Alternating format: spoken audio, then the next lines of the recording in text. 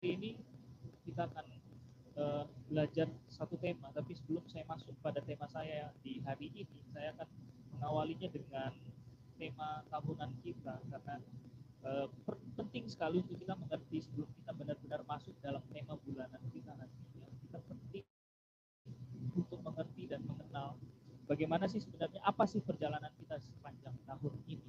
Sepanjang tahun ini itu apa yang akan kita pelajari bersama. Nah, makanya ini terima kasih buat slide-nya yang sudah ditampilkan. Jadi tahun ini kita berbicara tentang the year of preparation. Jadi dari rock pusat kita didapatkan tema yaitu menjadi the year of preparation, atau tahun di mana kita mempersiapkan, tahun persiapan kita, ya. Nah, jadi buka ayatnya. Jadi ayatnya ada di Yesaya 40 ayat 3 sampai 5. Saya bacakan saja yang untuk bahasa Indonesia, bahasa Inggrisnya, tapi nanti kita akan baca bersama untuk bahasa Indonesia. The voice of one crying in the wilderness, prepare the way of the Lord, make straight in the desert a highway for our God. Every valley shall be exalted, and every mountain and hill brought low. The crooked place shall be made straight, and the rough places smooth. The glory of the Lord shall be revealed, and all flesh shall see it together. For the mouth of the Lord has spoken. Itu Yesaya 40 ayat 3 sampai 5. Dan untuk bahasa Indonesianya boleh kita baca bersama 2, 3. Ada suara yang berseru-seru, persiapkanlah di padang gurun jalan untuk Tuhan. Luruskanlah di padang belantara jalan raya bagi Allah kita. Setiap lembah harus ditutup, dan setiap gunung dan bukit diratakan.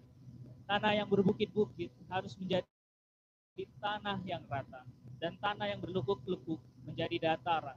Maka kemuliaan akan dinyatakan, dan seluruh umat manusia akan melihatnya bersama-sama. Sungguh Tuhan sendiri telah mengatakannya. Ya, amin. Jadi dalam tahun ini adalah ayat tema kita sepanjang tahun ini. Kalau kita mau lihat, yang pertama sekali adalah kita melihat di sini ada yang persiapkan di padang gurun jalan untuk Tuhan. Kalau kita berbicara tentang padang gurun, kita berbicara tentang sesuatu hal yang gak enak. Itu sesuatu yang di luar zona nyaman kita. Jadi berhati-hati, karena mungkin pada tahun ini kalau kita mungkin ada dari antara kita yang lagi ada di zona nyaman. Kita diminta untuk mempersiapkan jalan bagi Tuhan di zona yang tidak nyaman ini, di luar zona nyaman kita, out of our comfort zone. Luruskan di padang belantara jalan bagi Allah kita. Apa yang dilakukan orang ketika mereka akan membuat jalan raya? Biasanya apa yang mereka lakukan adalah mereka membuka lahan, ya. Kalau ada sawah, mereka disingkirkan semuanya. Kalau ada pohon-pohon, mereka akan tebang semuanya sampai akar-akarnya, itu semuanya ditebang. Itu kalau ada batu-batu atau kerikil-kerikil, itu juga akan disingkirkan semua. Itu kalau orang mau membuat jalan raya. Nah, intinya adalah gini, penghalang perlu dibersihkan, perlu disingkirkan dari tanah yang akan dipakai untuk menjadi jalan raya. Setiap lembah harus ditutup, dikatakan di sini. Setiap lembah harus ditutup. Tapi kalau bahasa Inggrisnya dikatakan every valley shall be exalted, ditinggikan. Lembah akan ditinggikan. Setiap kita yang hari ini mungkin berjalan merunduk, tidak percaya diri, tidak dianggap, mungkin dipandang sebelah mata. Perhatikan ini, Tuhan akan meninggikanmu dalam waktu yang setiap gunung dan bukit diratakan, every mountain and hill brought low. Tapi juga kalau kamu ditinggikan Tuhan, ingat, kesombongan, keangkuhan, kepercayaan diri yang berlebihan, itu juga akan direndahkan. The crooked places shall be made straight. Yang bengkok akan diluruskan. Kita sekalian yang hatinya masih bengkok, yang mungkin masih sering lihat serong ke kiri, serong ke kanan, perhatikan bahwa harus segera bertobat dan memastikan bahwa hati dan pikiran kita hanya tertuju kepada Tuhan. The rough place smooth. Yang kasar harus menjadi halus, menjadi lembut, ya. Hari-hari ini siapa kita yang masih sering berlaku kasar? Bukan cuma berlaku, mungkin berkata-kata kasar. Mungkin perkataannya halus tapi nyelekit, bukan manis, astaga, gitu kan ya. Jadi kelakuan ataupun perkataan yang mendatangkan marah kepada orang lain, mendatangkan kebencian kepada orang lain, mendatangkan kesedihan kepada orang lain. Perkataan kita yang seperti itu mendatangkan luka kepada orang lain. Kita harus melatih. Itu semua harus dilatih, dibaharui dalam pengenalan akan Kristus untuk menjadi lembut. Ya. Jadi secara umum tema kita dalam tahun ini, The Year of Preparation, akan dibagi menjadi 4 musim.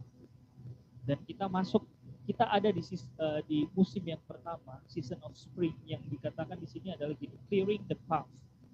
Ya, yang diambil ayatnya itu sebenarnya dari sini, persiapkanlah di padang gurun jalan bagi Tuhan, yang dari prepare the way of the Lord, make straight in the desert a highway for our God. Itu adalah yang pertama di musim yang pertama. Musim pertama ini kita terbagi menjadi 3, ya, menjadi 3 bagian, yaitu dari di bulan Januari, di bulan Februari, dan sampai Maret nanti.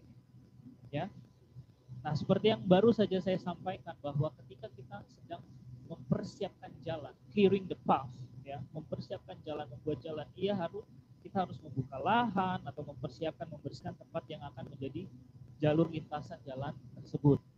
Dan saya percaya bahwa ada standar-standarnya, ya, ada standar-standar yang ditetapkan agar jalan raya yang akan dibuat itu tetap kokoh, bertahan lama, dan minim sama bahaya. Ya, minim sama bahaya. Misalnya standar keadaan tanahnya harus apa, standar bahan baku jalan raya itu seperti apa. Semuanya pasti akan ada standar. Dalam kuartal pertama ini kita mau tahu standarnya Tuhan itu. Kita akan banyak membahas tentang masalah hati. Kenapa hati? Wah, ini berat nih. Kenapa kita banyak masalah hati? Bukan liver ya, bukan liver. Bukan. Jadi banyak sekali ditemukan di antara orang Kristen yang ternyata mereka belum selesai dengan masa lalunya. Masa lalu itu, they haven't finished yet with their past. Mereka belum selesai sama masa lalu. Mereka masih menyimpan yang namanya luka lama. Padahal jelas dikatakan di 1 Korintus 13 ayatnya yang ke-4 sampai 5, apa itu kasih. Dan di kalimat yang paling terakhir di ayatnya yang kelima, 1 Korintus 13 ayat yang kelima, dikatakan paling terakhir sekali, dikatakan tidak menyimpan kesalahan orang lain. Kasih itu tidak menyimpan kesalahan orang lain. Tapi kalau banyak sekali orang Kristen yang masih menyimpan kesalahan orang lain, mereka masih menyimpan luka yang lama, berarti mereka belum selesai sama sekali. Saya yakin tidak ada di tempat ini, ya. Amin, saudara-saudara. Amin, Bapak Ibu semua. Kita semua udah selesai sama masa lalu kita. Amin. Ya. Biasanya mereka berpikir nih, orang-orang yang belum selesai, mereka berpikir bahwa mereka sudah menyelesaikan masalah di masa lalu. Yang ternyata mereka bukan menyelesaikan masalah, tapi lari dari masalah. Nah, ini 2 hal yang berbeda. Jangan pernah disamakan antara menyelesaikan masalah dengan lari dari masalah. Dalam hal inilah yang sering membuat mereka sulit untuk berjalan maju, atau bahkan tidak bisa berjalan sama sekali karena ada yang belum dituntaskan pada masa lalu. Itu sebabnya dalam tema kita pada kuarter yang pertama ini, 3 bulan yang pertama ini, Januari, Februari, Maret, kita akan belajar tentang clearing the path. Kita sama-sama diajak untuk mengenal dan memahami standarnya Tuhan untuk meluruskan dan membuat jalan raya bagi Tuhan. Apa standarnya Tuhan? Kita tidak bisa buat jalan raya bagi Tuhan dengan standar manusia, ya kan? Kalau kita mau buat standar, contoh saja, kalau kita mau perhatikan jalan raya di Malaysia sama di Indonesia itu beda sekali. Gitu. Di sini hampir jarang sekali kita lihat tanah tuh retak-retak, jalan raya retak-retak. Kalau di Indonesia enggak. Kalau jalan itu masih ada aja aspalnya, itu masih standarnya lah, masih bisa masih bisa dipakai gitu. Mau jebol-jebol banyak lubangnya, pokoknya masih bisa dipakai jalan. Gitu. Kalau di sini udah ada lubang sedikit aja langsung diaspal berapa meter ke depan gitu. Bukan cuma di situ aja. Kalau di Indonesia kan apa yang lubang itu yang diinikan gitu ya. Nah, cuman kalau di sini kan berbeda. Itu aja udah kita bisa lihat standar jalan raya di Malaysia dan di Indonesia itu berbeda sekali. Jadi standar jalan rayanya Tuhan sama standar jalan rayanya manusia itu berbeda. Kita harus mengenal sekali akan hal itu. Ya. Jadi kita nggak bisa, sekali lagi kita nggak bisa membuat jalan raya bagi Tuhan dengan standarnya manusia, karena itu jauh sekali, ya, bumi dan langit. Apa sih standarnya Tuhan kalau kita mau perhatikan di Alkitab? Contoh saja saya mau kasih tahu, 300 orang itu cukup untuk mengalahkan 135.000 pasukan dunia. Itu siapa? Gideon. 300 orang itu cukup untuk mengalahkan 135.000. Standarnya manusia cukup nggak? Nggak mungkin. Perlu 135.000 juga untuk mengalahkan 135.000. Itu standar manusia. Tapi 300 orang itu standar. Daud yang kecil aja, Raja Daud itu waktu itu dia dikatakan masih kemerah. Waktu mengalahkan Goliat. Bahkan dia cuma punya kambing 3 ekor, 2 ekor, domba 2-3 ekor gitu. Dia lawannya apa? Beruang. Wow, luar biasa gitu ya. Dan lebih hebatnya lagi apa? Ingat waktu Tuhan Yesus sama murid-muridnya mau nyebrang sungai? Nyebrang danau. Badai datang. Yang Tuhan Yesus lakukan apa? Tidur. Wow. Di tengah badai Tuhan bisa tidur. Itu standarnya Tuhan, karena dia tahu dia nggak akan binasa. Itu standarnya Tuhan. Jadi clearing the path, apa sih standarnya Tuhan? Pertama kita akan bicara masalah hati. Jadi next kita akan lihat bahwa ini tema bulan Januari ya. Saya mulai dari bulan Januari dulu karena mungkin kita bisa tahu sedikit. Restoring relationship, atau kita mau katakan memulihkan hubungan. Ayatnya ada di Markus 11 ayat 25. But when you are praying, first forgive anyone you are holding a grudge against, so that your Father in heaven will forgive your sins too. Markus 11 ayat 25. Boleh? Kalau kecil mungkin saya bacakan saja. Dan jika kamu berdiri untuk berdoa, ampunilah dahulu sekiranya ada barang sesuatu dalam hatimu terhadap seseorang, supaya juga Bapamu yang di surga mengampuni kesalahan-kesalahanmu. Apa saja sih yang meliputi pemulihan hubungan atau restoring relationship? Kita berbicara tentang letting go of grudge, membuang dendam, segala kepahitan, kegemaran, kemarahan, pertikaian, dan fitnah hendaklah dibuang dari antara kamu. Demikian pula dengan segala kejahatan. Itu ada di Efesus 4 ayat 31. Letting go of grudge, membuang dendam. Healing broken bones, memulihkan hubungan yang terputus. Reconciling with others, berdamai dengan sesama. Sebab itu jika engkau mempersembahkan persembahanmu di atas mezbah dan kau teringat akan sesuatu yang ada dalam hati saudaramu terhadap kau, tinggalkanlah persembahanmu di depan mezbah itu dan pergi berdamai dahulu dengan saudaramu, lalu kembali untuk mempersembahkan persembahanmu. Jadi itu ada di Matius 5 23 dan 24, pengajaran Yesus ya, Matius 5 23 dan 24. Dan juga kita belajar tentang yang namanya rebuilding trust, membangun kembali kepercayaan. Sebab itu terimalah satu akan yang lain, sama seperti Kristus juga telah menerima kita untuk kemuliaan Allah. Roma 15 ayat 7. Jadi ada banyak hal yang kita juga pelajari ketika kita berbicara tentang restoring relations. Ya. Yang kedua, kita akan masuk kepada bulan Februari. Ini adalah tema kita sepanjang Februari, yaitu forgiving offenses, atau mengampuni pelanggaran. Ini adalah tema kita sepanjang bulan Februari, forgiving offenses. Kolose 3 ayat 13. Saya harap mungkin terlalu kecil, saya mohon maaf, tapi saya mau sampaikan bahwa ayatnya ada di Kolose 3 ayatnya yang ke-13. Saya bacakan. Sabarlah kamu seorang terhadap yang lain, dan ampunilah seorang akan yang lain apabila yang seorang menaruh dendam terhadap yang lain. Sama seperti Tuhan telah mengampuni kamu, kamu perbuat jugalah demikian. Ya. Forgiving offenses.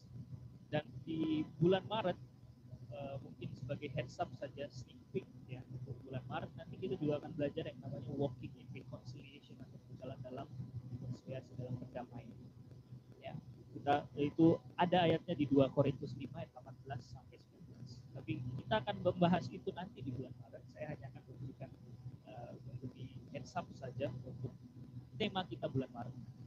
But still, ini adalah tema kita bulan Februari, yaitu forgiving offenses. Dan minggu ini kita akan memulai dengan overcoming hurt. Ya, ayatnya terambil dari Lukas 6 ayat 27. Boleh kita membaca bersama-sama? 2, 3. Tetapi kepada kamu yang mendengarkan aku berkata, kasihilah musuhmu, berbuatlah baik kepada orang yang membenci kamu. Ya, Lukas 6 ayat 27. Jadi kalau kita mau tanya, why is it important for us to overcome hurt? Apa penting bagi kita untuk mengatasi luka dengan kasih? Setiap orang percaya adalah anak-anak Allah yang kata kuncinya lahir baru. Kita adalah orang-orang yang dilahir baru oleh kuasa penebusan Kristus dan karya Roh Kudus. Ketika kita menerima dan mengakui Yesus sebagai Tuhan dan Juru Selamat kita, kita menjadi ciptaan baru.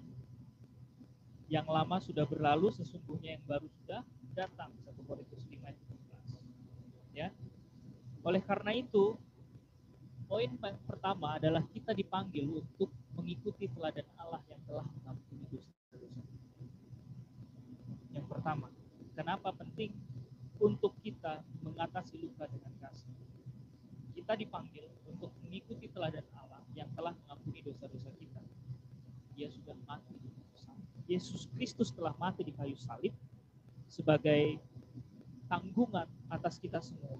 Kita yang dahulu adalah musuh Allah menjadi sahabat Allah. Sejak kejatuhan Adam ke dalam dosa, manusia memiliki kecenderungan membalas kejahatan dengan kejahatan, membalas kebaikan dengan kebaikan. Selalu itu sudah terjadi sejak apa? Adam jatuh dalam dosa. Namun dalam hidup ini tidak semua niat baik kita selalu diterima dengan benar. Kadang kita mau berbuat baik kepada orang, ya, tapi ternyata niat baik kita tidak selalu diterima dengan benar. Terkadang perbuatan yang dimaksudkan untuk kebaikan malah disalahpahami atau berujung menyakiti orang lain. Saya ambil contoh, minggu lalu kayaknya kami lagi jalan sama anak youth ya, ada salah satu anak youth bilang, waktu saya masih sekolah dulu ada teman saya nyontek, saya langsung bilang, Pak, ada yang nyontek Pak, langsung ketahuan siapa yang nyontek. Nah, pertanyaannya apakah itu perbuatan yang baik? Ya secara kebenaran ya, kalau kita ngomong ini kebenaran ya adalah baik, supaya tidak ada yang main curang, tidak ada yang curang. Tapi perbuatan baiknya ternyata malah menyakiti orang yang nyontek. Ya benar ya. Nah, jadi ada hal-hal yang terkadang maksudnya kita baik, tapi orang lain menanggapinya adalah, kok kayak gini nih orang ini ya, ngeselin banget ya ini orangnya, kayak gitu ya. Nah, itu dia.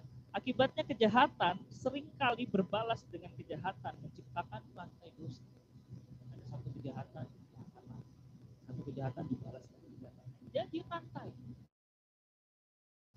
rantai dosa yang semakin memperburuk keadaannya manusia. Sebagai orang percaya, kita dipanggil untuk memutus rantai dosa itu dengan mengampuni dan membalas kejahatan dengan kasih. Mengampuni orang yang menyakiti kita berarti membawa manusia kembali pada tujuan penciptaan Allah, yaitu hidup dalam kasih, dalam pengampunan, dan dalam damai sejahtera. Itu dia. Mengampuni orang yang menyakiti kita berarti membawa manusia kembali pada tujuan penciptaan Allah, yaitu hidup dalam kasih pengampunan. Jadi ini kalau ada pertanyaan pertama why, mengapa penting bagi kita untuk mengatasi luka, ini dia jawabannya. Bagi orang percaya kita dipanggil untuk memutus rantai dosa dengan mengampuni dan membalas kejahatan dengan kasih, dan mengampuni orang yang menyakiti kita berarti membawa manusia kembali pada tujuan penciptaan Allah yang mula-mula, yaitu hidup dalam kasih, pengampunan, dan damai sejahtera. Pertanyaan kedua mungkin kalau kita mau tanyakan, apa? What is the reason that we should overcome hard love? Atau apa alasan sehingga kita harus mengatasi luka dengan kasih? Mengampuni orang yang bersalah kepada kita bukanlah perkara yang mudah. Jika kesalahannya kecil, mungkin gampang ya, mungkin mudah untuk kita memaafkan orang kalau kesalahannya hanya kecil. Namun jika seseorang melakukan sesuatu yang sangat menyakitkan, sangat merugikan, atau bahkan merenggut damai sejahtera kita, mengampuni bisa menjadi sebuah perjuangan yang sangat berat. Bahkan mungkin bisa dibilang mustahil. Kalau saya mau kasih satu kesaksian, bukan tentang saya, tapi tentang tim saya. Beberapa minggu ini lagi ada masalah di kantor, dan ada dua tim saya yang lagi konflik. Mereka ini sebenarnya sama-sama dari Mesir, Egyptian. They are Egyptian. Mereka orang Mesir, dan orang Timur Tengah tuh punya perawakan yang dominan. Karena saya berhadapan sama orang-orang Timur Tengah dalam tim saya, jadi mereka tuh punya perawakan yang dominan, dan mereka itu kadang saya sendiri lucu gitu. Kenapa lucu? Karena mereka jauh lebih tua dari saya, 10 atau 15 tahun dari saya. Tapi waktu saya menghadapi mereka, saya kayak menghadapi orang-orang yang kayak seumuran saya gitu. Atau mungkin di bawah saya sedikit gitu. Karena apa? Sebenarnya konflik mereka tuh berasal dari adu mulut. Adu mulut gini, misalnya nih Chelsea gitu. Chelsea mau nanya ke Steven sesuatu hal. Tapi karena saya juga dengar pertanyaannya Chelsea, saya jawab gitu. Tapi Chelsea nggak mau dengar jawaban dari saya, dia cuma mau dengar jawaban dari Steven. Nah gitu kan. Terus akhirnya ada ini juga, saya mau nanya sesuatu ke Pak Moses gitu. Tapi karena Chelsea mendengar pertanyaan saya, akhirnya Chelsea juga menjawab saya, padahal saya mau dengar saya mau dengar jawaban dari Pak Moses. Gitu. Nah, akhirnya saya sama Chelsea jadi konflik gitu. Karena kami tidak seharusnya menjawab pertanyaan itu. Orang lain yang harusnya menjawab. Kami konflik hanya gara-gara itu, hanya gara-gara kami saling menjawab gitu. Yang memang karena kami mendengar pertanyaan masing-masing. Dan saya sudah menjadi mediator antara mereka berdua. Gimana? Apa yang kalian mau lakukan untuk menyelesaikan masalah kalian? Karena ini sebenarnya cuma masalah ini. Mereka nantangin saya, nanyain gini. Terus apa solusi dari kamu? Ya, solusi dari saya sederhana. Akui kesalahan kalian masing-masing, satu sama lain, akui kesalahan kalian dan minta maaf. Udah, selesai kan masalah. Tapi mereka nggak mau minta maaf. Enggak, saya nggak salah, dia yang salah. Enggak, saya nggak salah, dia yang salah. Wah, saling tunjuk. Dan akhirnya permasalahan yang sebenarnya kita bisa selesaikan baik-baik dalam tim kita harus di-escalate sampai ke HRD. Dan kemarin hari Minggu itu HR sudah ngobrol sama mereka, dan memang dari HR sendiri, dari HRD sendiri itu tanyakan seperti ini. Oke, sekarang kami sudah jadi mediatornya kalian. Ini HRD nih, jadi mediator, bukan tim leadnya kalian lagi. Sekarang kalian mau apa? Bagaimana kalian mau menyelesaikan masalah ini? Itu juga masih ditantangin HRD. You tell me. Wow, you tell me. What should we do? No. HRD bilang enggak. Kalian harus menentukan apa solusinya dari masalah kalian. Kalian mau menyelesaikan masalah ini atau tidak? Yang satu menjawab ya, yang satu jawab enggak. Oke, kalau memang salah satu aja bilang enggak, oke, enggak ada masalah. Kalian disuspend. Jadi mereka disuspend itu sebenarnya sampai tanggal 13 Februari dari hari Jumat kemarin. Itu lumayan lama itu disuspend mereka. Cuman karena sayangnya di tim kami itu kita hanya punya 4 Arabic speaker ya. Dan kalau 2 orang disuspend, tinggal 2 orang. Jadi susah gitu ya. Susah sekali dan akhirnya saya appeal ke HRD bilang, tolonglah ada jalan lain nggak? Sampai sampai mediasi semuanya selesai, ada jalan lain nggak untuk ini? Dan mereka katakan ya udah mereka work from home aja dulu supaya mereka nggak ketemu sama-sama lagi. Oke, it's okay kalau gitu. Sampai akhirnya ya jadinya mereka work from home dan akan ada mediasi selanjutnya. Dan sebenarnya HRD sudah kasih tahu saya, siap-siap kamu cari orang baru, siap-siap kamu cari 2 orang baru, karena meskipun mediasinya akan ada mediasi, tapi kemungkinan besarnya we will terminate them. Kami akan memecat mereka. Itu hanya karena mereka nggak memaafkan dan mereka harus kehilangan pekerjaan. Sedangkan untuk kita foreigner ya, untuk kita foreigner di Malaysia itu tuh susah sekali ya. Ya, kita perlu namanya visa untuk kita tetap stay di Malaysia. Gak peduli kita ada orang Indonesia, orang Mesir, orang Dubai, dimanapun. Kalau kita mau kerja di Malaysia, kita perlu yang namanya visa. Kita perlu yang namanya permit kerja. Kalau kita nggak ada itu ilegal.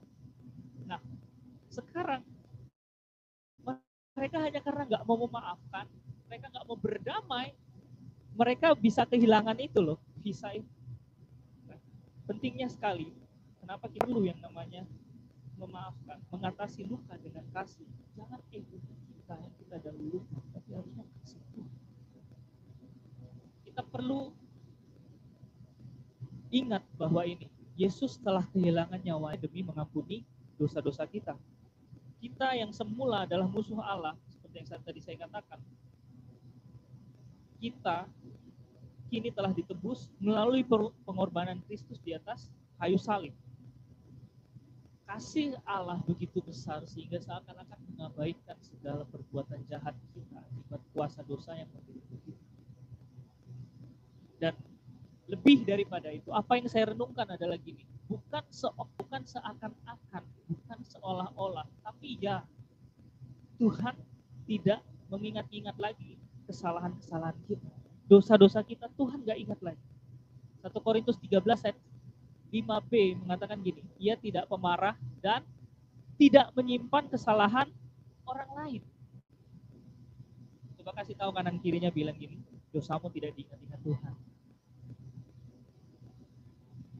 Jadi pertanyaan selanjutnya gini, apakah mengampuni orang yang melukai kita itu mustahil? Well, the good news is bagi orang percaya, mengampuni bukanlah sesuatu hal yang mustahil. Sekali lagi kasih tahu kanan kirinya, kamu bisa mengampuni. Kamu bisa mengampuni. Ya. Karena ketika Allah menunjukkan kasih-Nya, ketika Ia mati di kayu salib untuk menebus kita, Yesus memberikan keteladanan dan kesanggupan untuk melepaskan pengampunan. Ingat, semuanya sudah dikasih teladan dulu. Tuhan Yesus katakan apa di atas kayu salib? Ampuni mereka karena mereka nggak tahu apa yang mereka berbuat. Tuhan sudah kasih teladan. Waktu ada orang salah sama kita, waktu kita udah ngasih tahu mereka tapi mereka masih dekil, mereka masih nakal, mereka masih nggak mau dengerin, lepaskan aja pengampunan. Dari bagianmu lepaskan pengampunan. Ampuni dia Tuhan, ampuni istriku Tuhan, dia nggak tahu akan aku. Ya, apa namanya, mengampuni dengan kuasa Roh Kudus. Kita dimampukan untuk mengasihi dan mengampuni orang yang telah menyakiti kita. Siapa yang percaya Roh Kudus tinggal dalam kita hari ini? Roh Kudus tinggal dalam kita, artinya gini, kita tuh udah dikasih kekuatan. Kalau kita masih bilang gak mampu, pertanyakan balik gitu. Berarti kita nggak percaya Roh Kudus nggak ada, Roh Kudus ada, kita nggak percaya Roh Kudus ada dalam hidup kita. Yang harusnya kita percaya bahwa ya Roh Kudus nggak pernah meninggalkan kita. Ingat ayat tema kita di bulan ini ya tadi, apa? Sabarlah kamu seorang terhadap yang lain dan ampunilah seorang akan yang lain. Apabila yang seorang menaruh dendam terhadap yang lain, sama seperti Tuhan telah mengampuni kamu, kamu perbuat jugalah demikian. Bahasa Inggrisnya lebih baik, saya lebih suka bahasa Inggrisnya karena satu kata dan nggak ini ya. Dikatakan forgive as the Lord forgave you. Forgive as the Lord forgave you. Dia pakai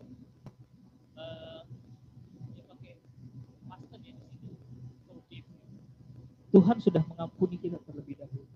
Jadi ingat, kita mengampuni karena kita sendiri telah diampuni.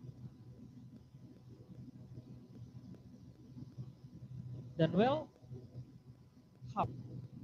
how can we overcome hurt with love and forgive others? Bagaimana kita dapat mengatasi rasa sakit dengan kasih dan melepaskan pengampunan kepada orang lain?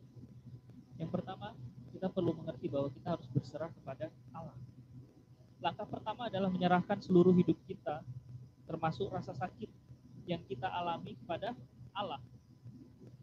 Kita perlu mengizinkan Roh Kudus mengendalikan hati, pikiran, dan kehendak kita. Dengan iman, kita harus mengambil komitmen untuk taat sama Tuhan, untuk taat pada kehendak Allah yang memerintah kita untuk mengampuni.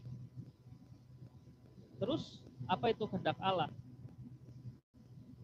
Kehendak Allah dalam konteks kita pada hari ini itu adalah practice love, mempraktekkan, melatih kasih. Kasih itu nggak datang langsung gitu aja, enggak. Tapi kalau kita hanya mendengar tentang bagaimana mengasihi, tapi kita nggak pernah mempraktekkan bagaimana kasih, kita nggak akan pernah tahu bagaimana. Jadi kasih itu harus dipraktekkan. Practice your love. Practice your love every day. Praktekkan kasih kepada orang lain di hari-harimu setiap hari. Setiap hari kamu harus praktekkan. Nah, pertanyaan selanjutnya adalah gini, apa itu kasih? Ayo kita lihat dalam Alkitab, apa itu kasih? Dalam 1 Korintus 13 ayat 4 sampai 8a. Apakah ini terlalu kecil? Saya harap enggak ya. Kita baca bersama ya. 1 Korintus 13 ayat 4 sampai 8a. 2, 3. Kasih itu sabar.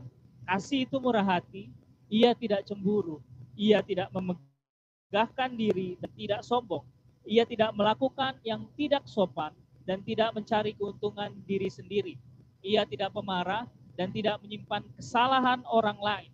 Ia tidak bersuka cita karena ketidakadilan, tetapi ia bersuka cita karena kebenaran. Ia menutupi segala sesuatu, percaya segala sesuatu, mengharapkan segala sesuatu, sabar menanggung segala sesuatu, kasih tidak berkesudahan. Kalimat terakhirnya saya suka, dikasih tidak berkesudahan. Love keeps on overflowing from you.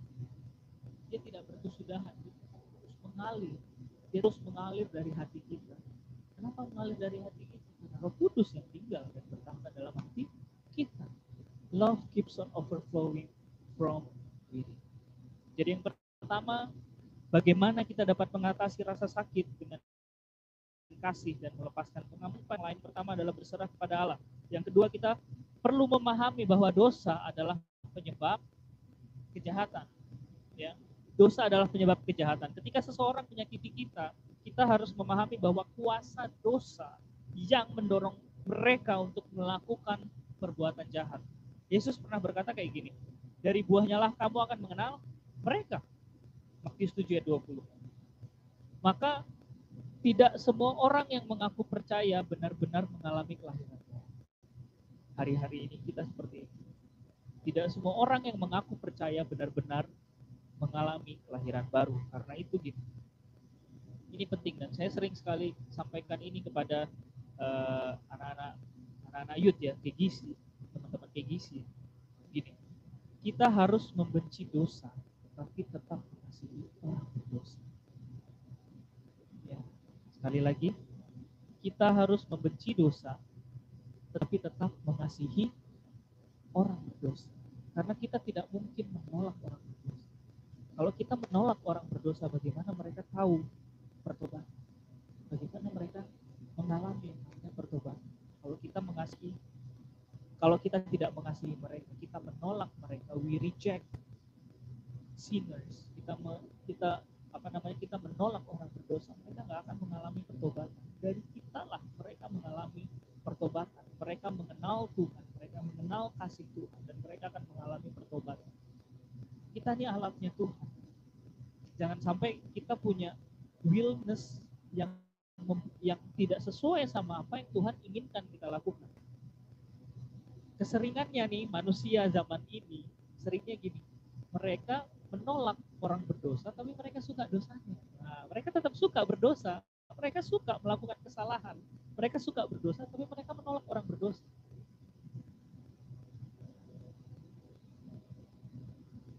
Coba jangan terbalik ya, membenci orang berdosa tapi suka sama dosa. Coba bayangkan gini,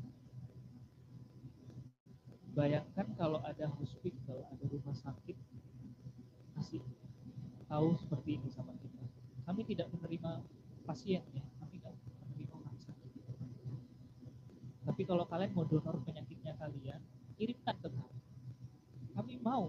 Kami mau sakitnya kalian, tapi kami mau ada orang sakit di rumah, di sini di hospital.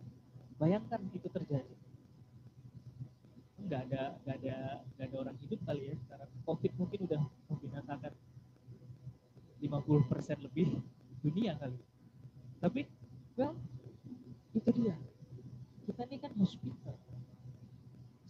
Kenapa saya mau katakan kita hospital? Kita ini dokter. Tuhan udah ajarkan kita, Tuhan sudah memberikan kita kasih. Kita teruskan apa yang harus kita lakukan untuk mereka yang masih sakit, untuk mereka yang masih belum mengenal benar, untuk mereka yang masih berdosa, mereka yang masih hidup dalam dosa. Kita datang sebagai pembawa damai, pembawa kabar sukacita, pembawa kabar baik untuk mereka, bahwa mereka tidak ditinggalkan sendirian. They are not left alone. You are not left behind. Kamu tidak ditinggalkan. Apakah kita melakukan? Ya, kita harus bisa melakukan.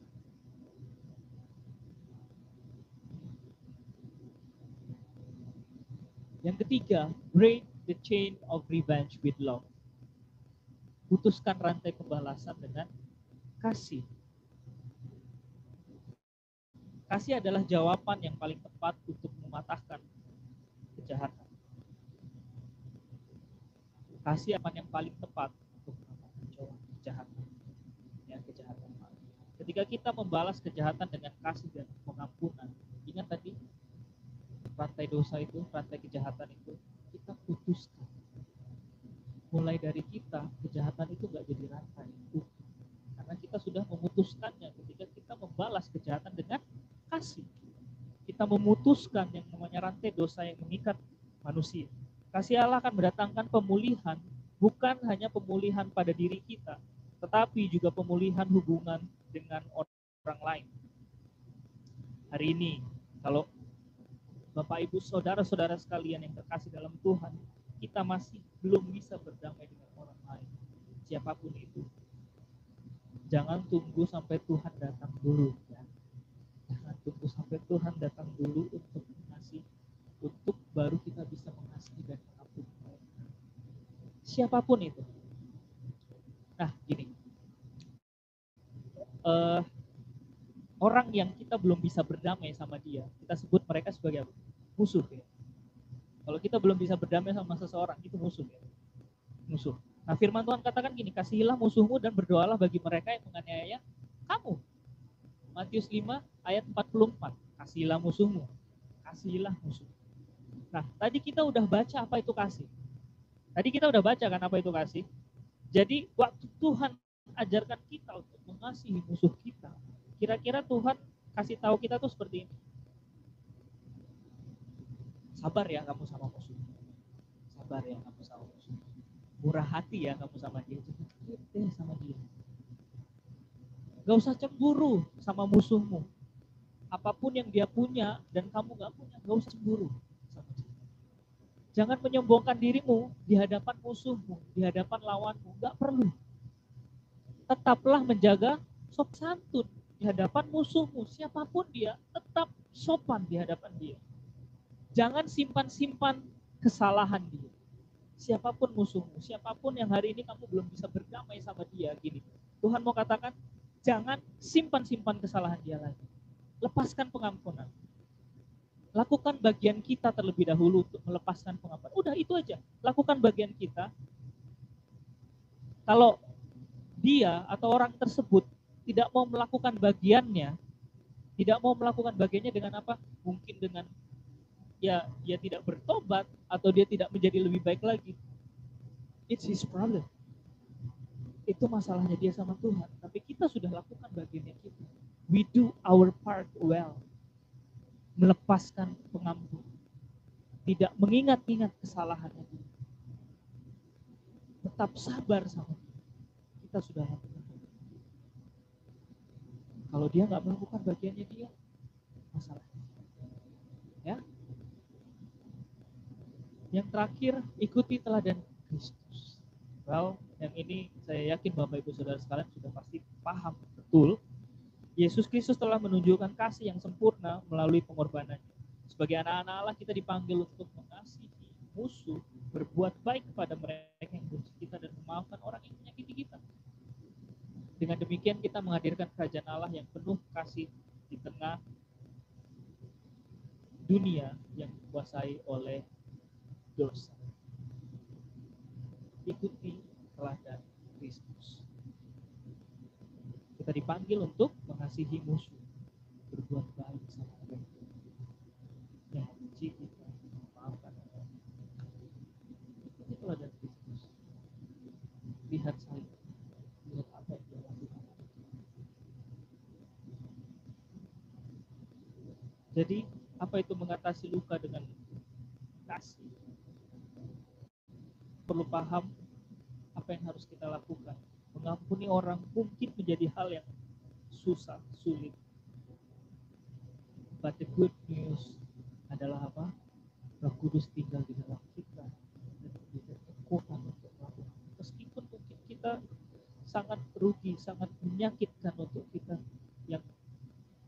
yang mungkin kalau ya saya nggak ngerti apa yang terjadi, tapi mari sama-sama lepaskan pengampunan untuk orang-orang yang hari-hari bersalah.